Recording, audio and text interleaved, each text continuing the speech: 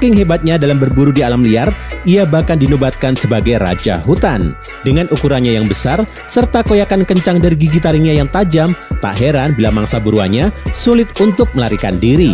Tapi ternyata tidak semua perburuan singa berhasil loh. Tak jarang seekor singa terluka atau bahkan terbunuh ketika berburu mangsanya. Lantas bagaimana jika seekor singa sampai bisa terbunuh saat berburu? Penasaran kan? Ya udah, nggak perlu lama-lama lagi. Yuk, langsung aja nikmatin videonya.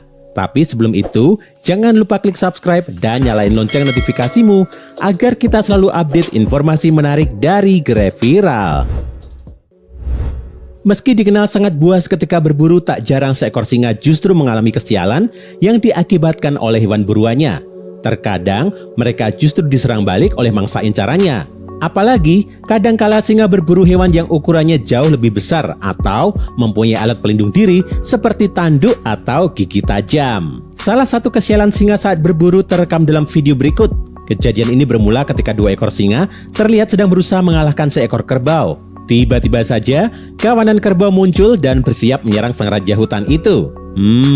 Mungkin singanya salah perhitungan ya. Mereka lupa kalau kerbau terbiasa hidup secara berkelompok dan siap melindungi kawanannya ketika diserang. Sedangkan singa hanya berburu dalam kelompok kecil. Setelah gagal dalam berburu, salah satu singa justru berada dalam tawanan kerbau itu tanpa menerima bantuan dari singa lainnya. Rupanya, tak hanya mendapat serangan balik, tak jarang seekor singa justru meregang nyawa ketika tengah berburu kerbau. Apalagi kerbau memiliki badan yang lebih besar dan dilengkapi dengan tanduk tajam.